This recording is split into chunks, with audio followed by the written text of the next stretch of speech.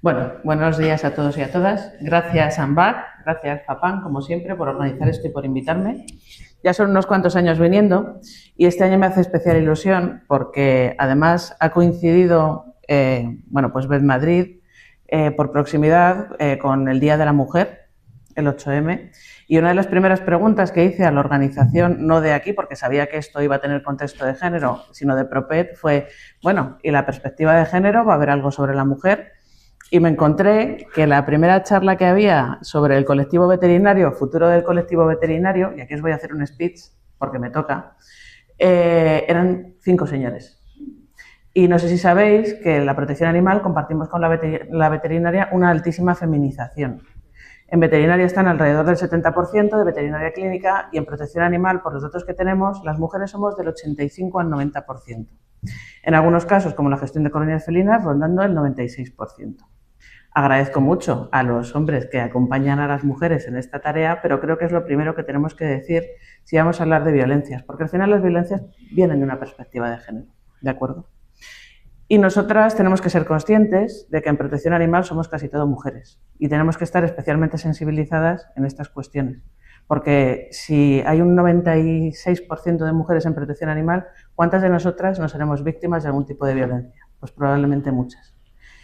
En lo que vamos a hablar hoy vamos a unir la violencia contra las mujeres con la violencia contra los animales. Todas las violencias tienen una conexión, hay muchos estudios sobre esto, pero en este caso yo creo que esta violencia nos toca especialmente porque trabajamos en protección animal y porque somos mujeres.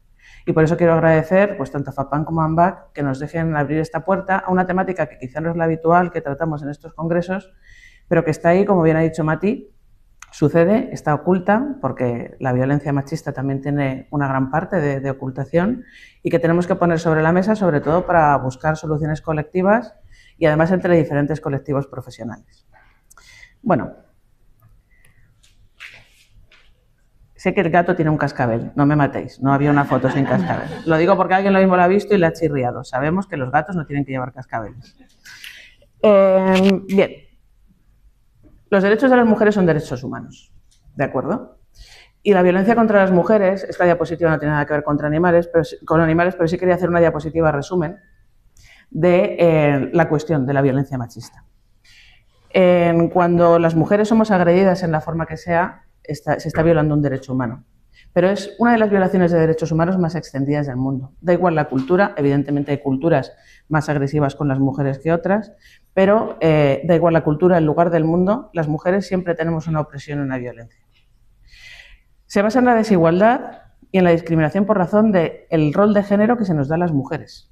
Las mujeres tenemos, todos lo sabéis, y además lo podemos conectar probablemente con las cuestiones de protección animal. La protección animal se enlaza con el cuidado se enlaza con lo femenino. Las profesiones sanitarias se feminizan cuando se relacionan con el cuidado, las enfermeras, por ejemplo. Nos sale incluso las enfermeras directamente, no enfermeras y enfermeros. Ahora las veterinarias clínicas. ¿Por qué? Porque al asociarse con el cuidado se feminiza. Y eso es un rol de género. Eso se asocia a la mujer. Y eso también puede ser parte del problema que tenemos muchas veces, porque sabéis que a las mujeres se nos escucha menos, en general, se nos respeta menos, se infantilizan la mayor parte de nuestras tareas, y en protección animal muchas veces enlazamos el hecho de, bueno, es que estas son las locas de los gatos, míralas, están aquí cuidando animalitos. Y no se valora la profesionalidad, la experiencia, la trayectoria, el esfuerzo, el dinero que ponemos en esto. Eso es una discriminación por género, y tenemos que tenerlo claro. Luego, además, también sufrimos otra discriminación por género, que es que, lo siento, lo tengo que decir, nos pasa como con los veterinarios. Las veterinarias no se ven representadas en una charla y cuando nosotras llegamos a estar en la esfera pública, a buscar espacios de poder o espacios de representación, nos encontramos que hay muchos más hombres que en la base. Y eso es un problema, porque también hay una discriminación de género. Y esto no va contra los compañeros, a los que queremos mucho, ni siquiera contra los que toman las decisiones. Es un problema estructural. Todos somos parte de ese complejo, ese mundo que se nos inculca, y los hombres no tienen culpa de esto, pero pueden trabajar con nosotras para que esto cambie. ¿De acuerdo? Sobre la violencia, cuando hay violencia hacia la mujer puede ser física, todos la tenemos muy clara, la violencia física, puede ser psicológica, que ya nos cuesta un poco más entenderla, aunque la empezamos a ver más clara muchas veces. Hay veces que es muy sutil, hay veces que no es una violencia evidente. Hay veces que simplemente es un menosprecio continuo a las capacidades de la mujer en la pareja. Eso es violencia psicológica. La violencia sexual, que también es evidente, aunque también nos cuesta entender la violencia sexual dentro de la pareja. La violencia económica, la falta de posibilidad de tener independencia económica y el control coercitivo. El control coercitivo es el control de todas las situaciones de la vida de la mujer. Y aquí es donde de verdad entronca, sobre todo, el tema de la violencia vicaria. Os he dejado ahí un dato, que es que la violencia contra las mujeres es la primera causa de pérdida de años de vida, esto lo dicen así en la OMS, pero realmente lo que hablamos es de muerte, ¿vale? Entre mujeres de 15 a 44 años, por encima de guerras, accidentes de tráfico o cáncer. Las violencias, no solo la de género, contra las mujeres, son la primera causa de muerte de las mujeres en el mundo. ¿Qué pasa? Que ahora de pronto tenemos una cosa que es el vínculo interespecie. El vínculo interespecie es parte de un nuevo modelo, hemos cambiado el paradigma, aunque hay estudios que relacionan ya ese vínculo, especialmente en las mujeres, en el ámbito de lo doméstico, con los perros, los gatos, los pequeños animales con los que compartimos el hogar. Pero ahora ha cambiado mucho la percepción de las personas respecto a los animales, el modelo de familia. Ahora casi todo el mundo que tiene un animal en casa piensa que es parte de la familia, en un grado, en otro, en una forma o en otra, ¿no? Y eso es algo ciertamente mucho más extendido que hace unos años. Ahora el animal está integrado dentro de nuestra red familiar, pero también en la de cuidado y afectiva. Cuidamos de los animales, ellos cuidan de nosotros, les queremos, ellos nos quieren. Y los animales tienen un efecto directo sobre nuestro bienestar, nosotros sobre el de ellos, y a la hora de tomar nuestras decisiones vitales, lo responsable, y es lo que queremos, que todo el mundo tenga tendencia responsable, afectan. La existencia de esos animales en nuestra familia afecta, igual que si tienes hijos también afecta. Un dato interesante sobre cómo es el vínculo interespecie. Bueno, estos datos no están actualizados con lo que vimos ayer en el estudio de ANBAC y en el estudio de EDPAC, pero bueno, más o menos son los mismos, ¿no? Ha subido un poquito. Creo que ayer hablamos del 52% aproximadamente de familias. Actualicemos eso, no me he dado tiempo de ayer a hoy. Un 52% de las personas en España conviven con un animal de compañía. Estamos hablando de un porcentaje muy alto de la población. 8 de cada 10, que creo que en la encuesta de ayer ya había subido un poco, rondaba casi el 9, le consideran un miembro más de la familia. Fijaros en qué poco tiempo cambian los datos de percepción de la relación que tenemos con los animales. Y quiero que os fijéis en el recuadrito de la izquierda que está en inglés, porque esto proviene de un estudio de Mars, del grupo Mars, que es una de las multinacionales más grandes del mundo. Hicieron un estudio sobre gente que tenía animales de compañía. Y lo que preguntan ya no es si el animal es parte de tu familia, te preguntan si es lo más importante en tu vida. Y tenemos que los boomers, el 29% de los boomers dice que su animal de compañía es lo más importante en su vida, pero los millennials el 40% y la generación Z el 45%. De una generación a otra hay un cambio de percepción enorme. Y ya no os estoy hablando de parte de la familia. Lo más importante en tu vida. Que es algo que probablemente la gente no confesaría en público, pero en una encuesta, como no saben quién eres, pues te sinceras, ¿no? Esto nos hace entender muchas cosas. De la potencia del vínculo, de la intensidad del vínculo y por qué luego tomamos decisiones, como las mujeres, como ha dicho Mati, que necesitan irse porque están siendo agredidas, ¿por qué no se acaban yendo dejando al animal atrás? Porque para muchas de ellas será lo más importante en su vida en ese momento. Se está empezando a aceptar ya institucionalmente. Eso que veis a la izquierda es un recorte de un póster del Ministerio de Derechos Sociales de la Dirección General de Familias y Diversidad, donde por primera vez, año 2022, hay animales integrados en el concepto de familia. Tenemos un gato y un perro, y además el símbolo por excelencia de la familia, que es el sofá. Afortunadamente ya no es la cocina, ahora es el sofá. Netflix y estas cosas, ¿no? Entonces, esto es un cambio institucional importante, que tiene un origen legal, pero también tiene un origen social. La relación interespecie ahora ya es de cuidado mutuo. No entendemos solamente que el animal nos dé un beneficio, sino que también hay que cuidarlo.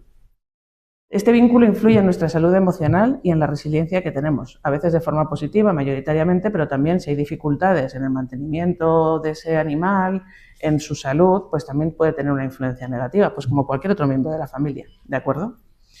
Y tenemos que tener muy claro, y esto es muy importante, que este vínculo va a reorganizar las redes de cuidado. ¿Qué es una red de cuidado? La red de cuidado es esa red en la que una sociedad sana y una sociedad que cuida a la gente mantiene a las personas que lo necesitan. Una red de cuidado es cómo cuidamos a los mayores, cómo cuidamos a los niños, cómo cuidamos a los jóvenes, cómo cuidamos a los adultos, cómo cuidamos a las personas con discapacidad. Eso es la red de cuidado. Al introducir al animal en esto, tenemos que pensar que al ser familia, toda esta red de cuidado cambia. En el año 2021 se modificó el estatuto jurídico de los animales en general, ¿de acuerdo? con la reforma del Código Civil y se reconoció que los animales eran seres sintientes, los animales todos, no los animales de un tipo o de otro, todos. Y se eliminó, por fin, la consideración de que los animales eran cosas.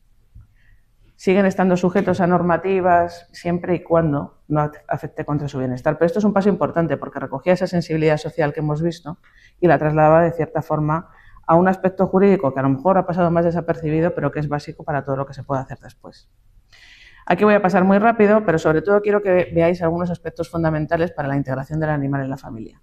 Se incluye el animal dentro de los sistemas de custodia de las separaciones. De hecho, hace poco ha habido una sentencia bastante interesante de separación en la que había 2 perros, cada perro tenía un titular de la pareja y una niña. Y el juez dictaminó que la niña y los 2 perros eran un pack y que la custodia compartida era del conjunto, con toda la lógica, porque al final sabemos que los vínculos que hay también con los niños son muy intensos y daba igual la titularidad. Eso era un pack. Y está muy bien, porque al final, bueno, sabéis que las situaciones, y ahora os explicaré alguna, a veces quien tiene el vínculo no es el que tiene el microchip a su nombre, ¿no? Y cuando hay niños especialmente, pues ese vínculo tan especial que sabemos que se desarrolla hay que respetarlo. También se hablaban de otras cosas y había una cuestión muy interesante que era de que en casos de maltrato animal no se considera, y lo dice el Código Civil, al tutor, o sea, al padre o madre que maltrata al animal como un tutor responsable para el hijo. Esto es muy importante, porque encadena el concepto de una violencia con la otra. Se dice, si tú maltratas a tu animal, no eres un buen padre. Y tiene toda la lógica, porque las violencias están encadenadas. Quien es violento puede ser violento en otro momento con otro ser indefenso.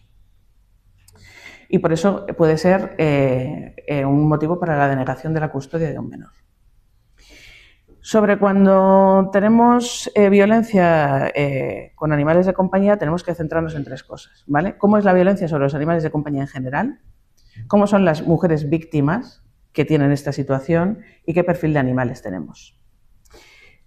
Los datos que hay, que tampoco sé hasta qué punto son precisos, ahora estamos haciendo estudios nuevos, es que 1 de cada 3 mujeres víctimas de violencia machista convive con animales de compañía y cuadra mucho con las cifras de la sociedad.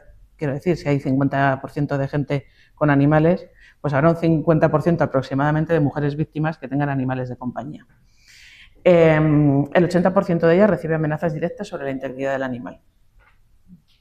Y ahora explicaremos por qué funciona este proceso. Y más de la mitad retrasa la salida del entorno de violencia por miedo a lo que pueda ocurrirle al animal, porque tienen un vínculo muy fuerte y a pesar de que su propia vida está en peligro, o incluso la de sus hijos, no quieren irse porque el vínculo con el animal, además ellas saben que es una forma de redirigir esa violencia y de vengarse de ellas, con lo cual prefieren no marcharse.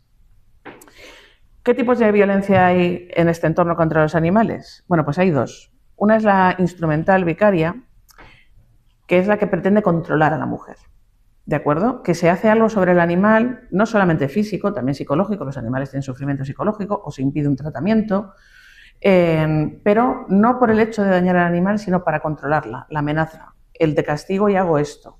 El objetivo no es el animal, sino el control de la mujer. Esa es la base de la violencia vicaria. Pero también a veces es por frustración-agresión. Y esto lo vais a entender rápido.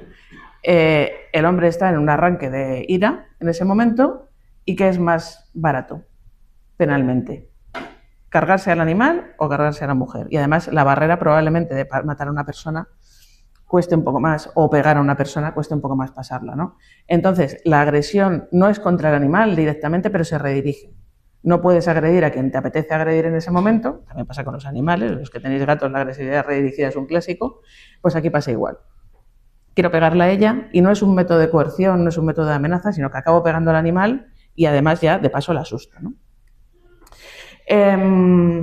Pero principalmente, aunque esta que os he dicho de la redirección no es solo de la violencia machista, eso puede pasar en cualquier cabreo entre 2 personas que no son pareja, pues acabas agrediendo al más débil, ¿no? Pero principalmente la violencia vicaria es una violencia de control, igual que con los niños. Habéis visto últimamente, ha habido muchos casos, y es una violencia de control y de venganza. Te amenazo para que hagas lo que yo quiero, te amenazo para que no te vayas, y ahora que ya te has ido, si os fijáis, la mayor parte de las mujeres que mueren a manos de sus exparejas mueren después de irse o cuando se están intentando marchar, porque es cuando ya se desborda la situación. Mientras tanto se ejercen violencias, pero este último extremo sucede cuando ellos ya lo que quieren es la venganza última, ¿no? Y la venganza última se puede ejecutar sobre la mujer, sobre los hijos, hemos visto casos de especial crueldad, y también sobre los animales, en los que hemos visto casos pues, de especial crueldad, ¿no? Los animales se suelen utilizar más en fases anteriores a que se marchen, porque la coerción suele ser anterior. Con los niños suele pasar más ya cuando se han marchado. Incluso se ejerce mucha violencia vicaria cuando están separados. En los momentos de custodia compartida y demás también se ejerce, ¿no? Me voy a ir con el niño, no lo vas a volver a ver. A veces no es golpear, ¿de acuerdo? A veces es, no vas a volver a ver al perro, no vas a volver a ver al niño, como no te vuelva a ver, verás, los voy a perseguir. No siempre es una agresión física, y esto es importante entenderlo. Pero luego tenemos casos muy extremos. Este es muy duro. Este es muy duro. O sea, no puedes hacerle nada peor, ¿vale? No es que voy a matar tu animal de compañía, es que te voy a obligar a comerlo. Esto es un grado de crueldad y de castigo extremo hacia la mujer. Porque aquí el objetivo, o sea, lo que tenemos que tener claro es que el objetivo no es el animal, aunque sea la víctima. El objetivo es la mujer. Pongo esto, yo sé que es duro, pero porque me parece muy extremo, ¿vale? Porque no tiene suficiente con matar al animal delante de ella, sino que le obliga a cocinarlo e intenta que se lo coma. Entonces, bueno, pues esta violencia se basa en amenazar con dañar al animal, dañarlo física o psicológicamente. Puedes dañarlo psicológicamente muy fácil, encierras a un animal en una terraza, en un trastero, le privas de compañía, le privas de sus necesidades de ejercicio, por ejemplo. Maltrato por desatención, esto Delia lo hablará más, pero en el veterinario pues muchas veces sería detectable el que no se trate a los animales, y de hecho la experiencia que tenemos en los años que hemos estado en la Dirección General haciendo COPED, y Olga lo sabe bien también, es que los animales llegan en unas condiciones deplorables, porque ellas no tienen acceso a recursos económicos, a veces, bueno, es que tampoco los tiene el núcleo familiar, pero generalmente es que ellas no pueden acceder a nada y se les impide deliberadamente acceder a estos recursos para atender a los animales bien, ¿no? Y, por supuesto, la retención del animal como rehén o para evitar la huida. Especialmente cuando ellos son los titulares legales del animal. Por eso la cuestión de la titularidad es importante ponerla encima de la mesa, porque es muy difícil que ella pueda llevarse el animal si no está su nombre. En 2023 se hizo una reforma del Código Penal, y en esta reforma del Código Penal, aunque bueno, está por allí el antiguo director y mi compañero Alfredo, que peleamos esto mucho, recuerdo que queríamos poner violencia vicaria y no nos dejaron. No hay forma humana de que se asociara nada a violencia vicaria en el Código Penal. Al final pusimos algo así como violencia instrumental, que se utiliza y demás, ¿no?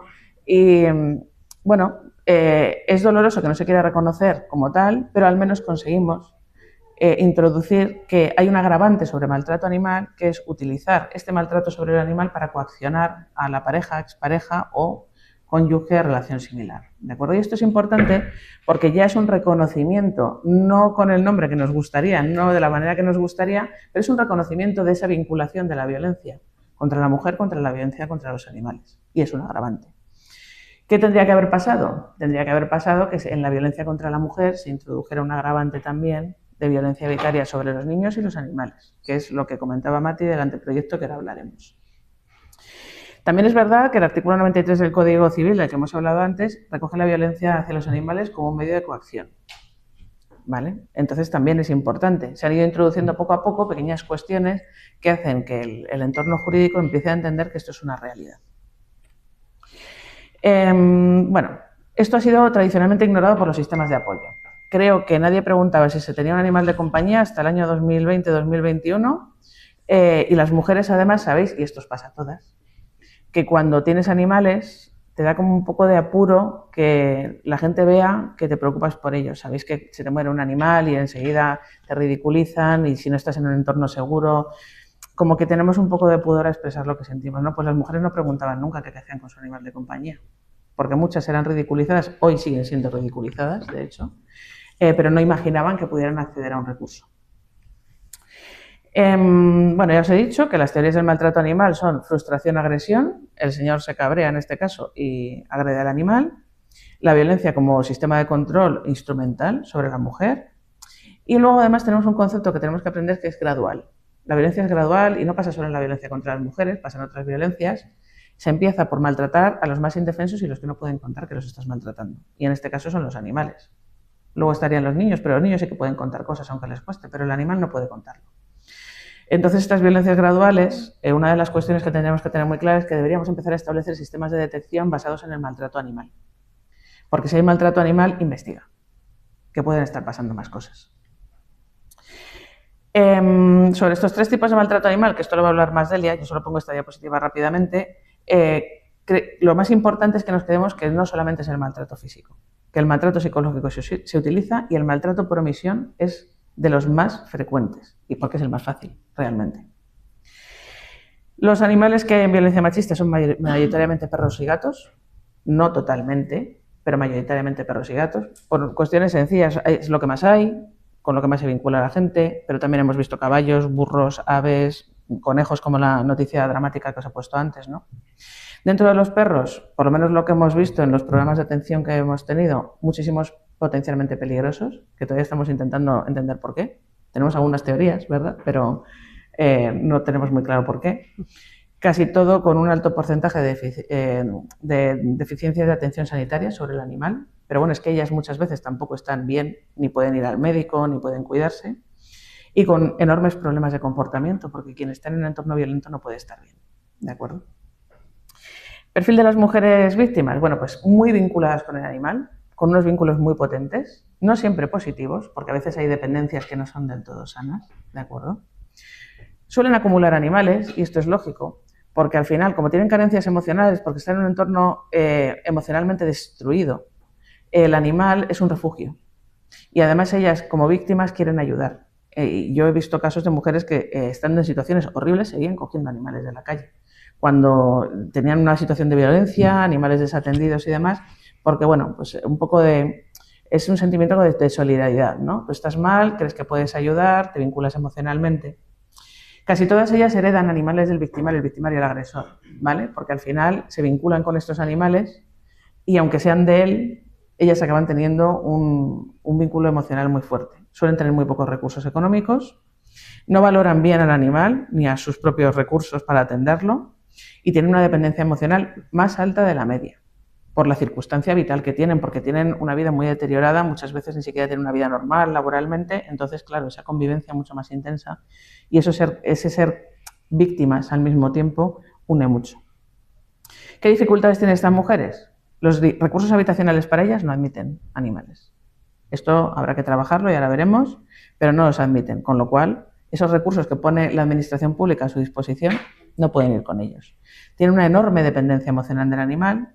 Estos animales, si hay menores en el núcleo familiar, tienen también una enorme dependencia, con lo cual, además tienes que pensar también en que tu hijo, ya no tú, tu hijo se va a separar del animal, tu hijo o hija, y la falta de recursos propios para irse, porque si hay mujeres que tienen la fortuna de tener una red social o una capacidad económica de marcharse sin necesitar de la administración pública, pero sabemos que no es lo habitual. ¿Es un indicador de riesgo? Es un indicador de riesgo siempre. Por eso, en cualquier caso de mujer víctima que atienda a un servicio social, siempre hay que preguntarlo, aunque sea simplemente para ver si tiene más riesgo o no, porque cuantos más elementos de coerción tiene el agresor, más riesgo tiene ella. Una mujer que no tiene hijos y no tiene animales va a huir con más facilidad y va a tener menos, el hombre va a tener menos capacidad de coaccionarla de la que tiene una mujer que tiene animales o hijos, ¿de acuerdo? Entonces hay que preguntarle siempre si convive, si ha habido agresión y si la decisión de ella va a depender de que se pueda alojar este animal, siempre. Si no tiene animales, bien. Y si tiene, ya empezamos a buscar soluciones para que ella pueda salir de esta situación. Porque ella no nos lo va a decir, porque socialmente sabéis que tenemos el concepto de que nadie se va a preocupar de esto. Entonces siempre hay que preguntarlo. ¿Por qué hay que preguntarlo? Porque es un indicador de riesgo. Este caso sucedió en Madrid, en Valdemoro. Es un perro que al principio parecía que había caído desde un tercer piso, lo recogió la asociación AIBA, Valdemoro, y cuando subieron a buscar al propietario, porque le dijeron, no, el propietario es uno del tercer piso y demás, resulta que tenía secuestrada a su pareja y había lanzado al perro por el balcón como medida de coerción contra ella. Entonces, evidentemente, este caso de maltrato animal fue un indicador de riesgo. Afortunadamente, no buscando una violencia, pero esto nos enseña que cuando vemos una violencia hacia un animal tenemos que investigar el entorno, porque encontraron a una mujer secuestrada, privada de libertad ilegalmente en su domicilio. Los servicios de atención, en teoría, deberían preguntar siempre, ¿de acuerdo? Valorar qué recursos hay, que bueno, cada vez hay más, hay entidades privadas que están ayudando con esto, la administración se empezó a poner las pilas en el año 2020 y de momento parece que sigue con ello. La gente tiene que aprender a desarrollar empatía, esto es un mensaje que tenemos que decir, tú puedes no tener animales y tú puedes no tener hijos, pero tienes que entender que para esa persona son valiosos. Y antes teníamos que depender mucho de quizá de la visión personal de la persona que nos atendía, ¿no? En cualquier sitio. No, mira, te encuentras un técnico municipal guay porque tiene perro, o te encuentras una trabajadora social fantástica porque tiene gato. No.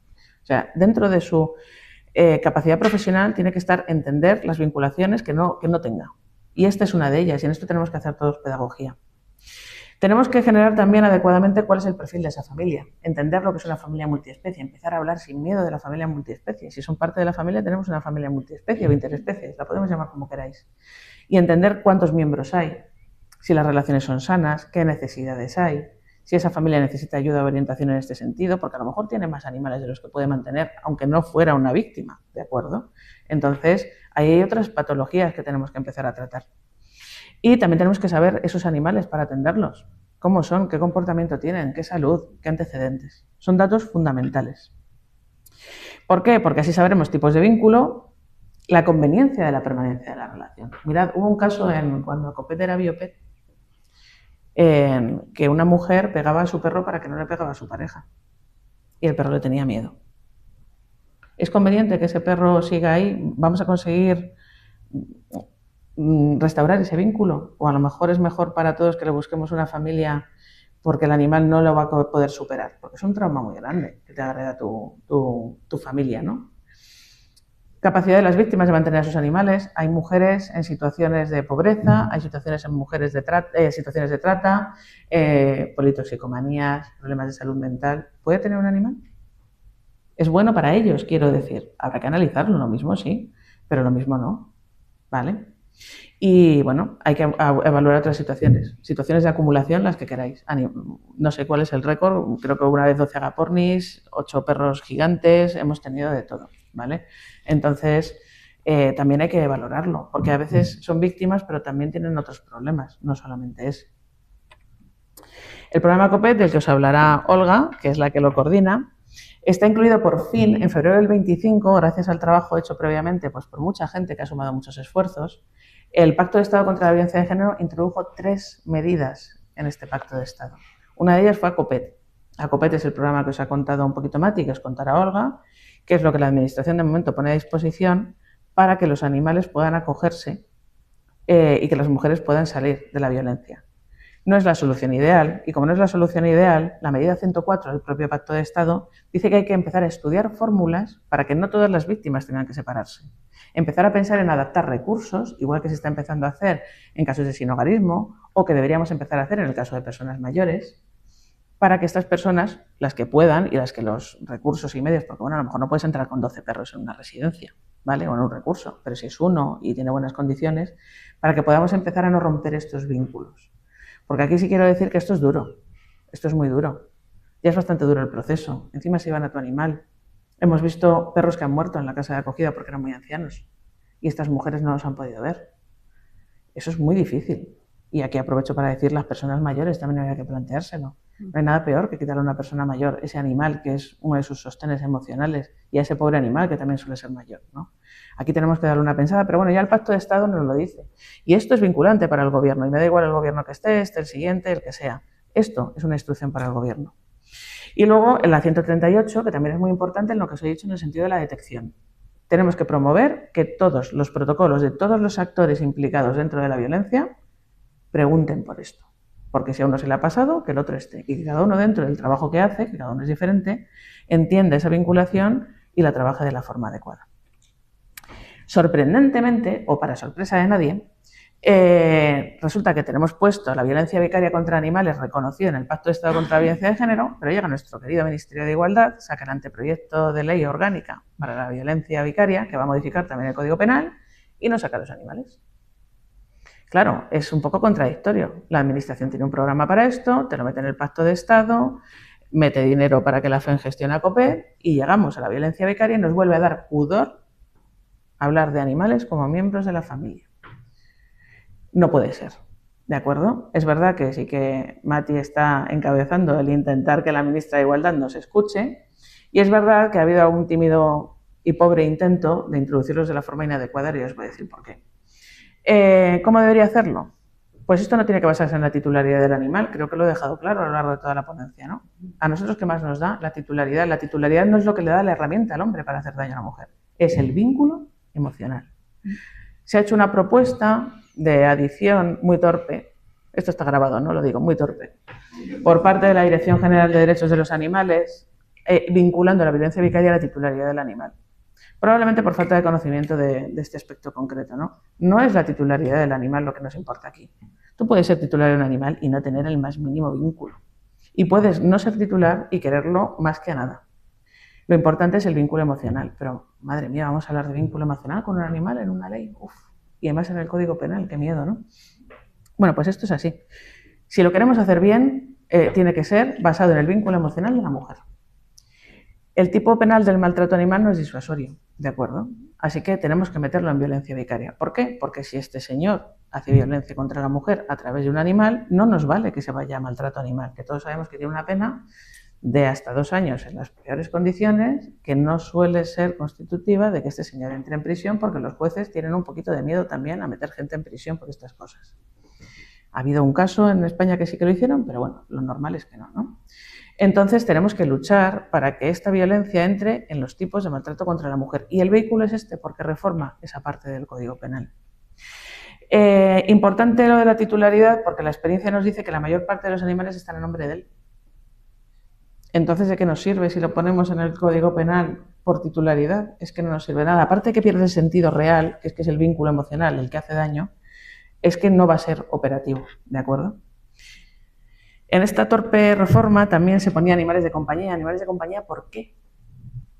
Yo no puedo tener un caballo y quererlo muchísimo. Y jurídicamente no es un animal de compañía, aunque podamos entender que es un animal de compañía emocionalmente. Lo invalidaría. O bueno, o una vaca, ¿por qué no? Entendedme. Lo importante es el vínculo emocional, no la tipología del animal ni quién es el titular. Y tenemos que tener también claro dentro de la violencia vicaria que se aplica violencia económica sobre los animales. Y eso tampoco aparece por ningún sitio.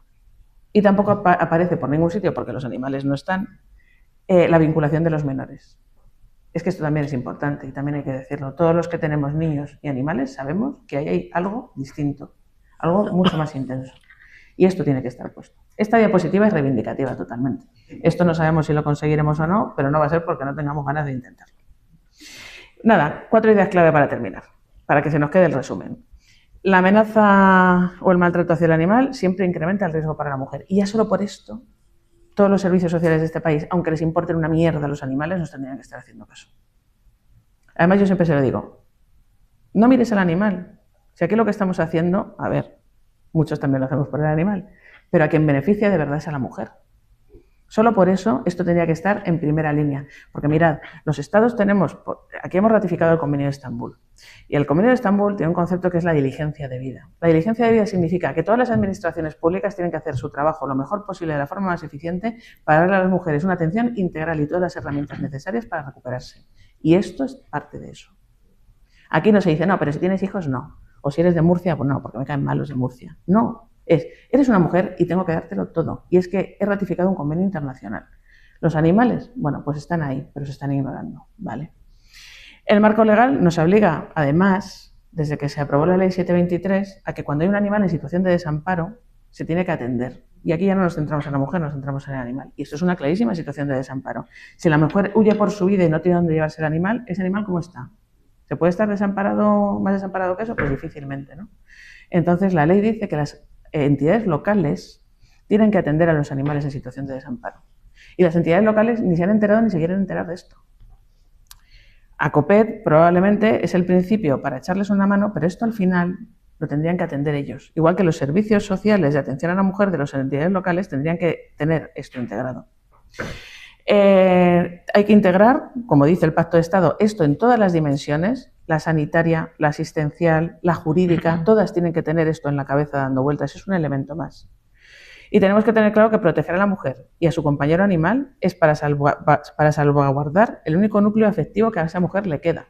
Si tiene menores también a su cargo, obviamente también, ¿no? Pero estamos salvaguardando eso.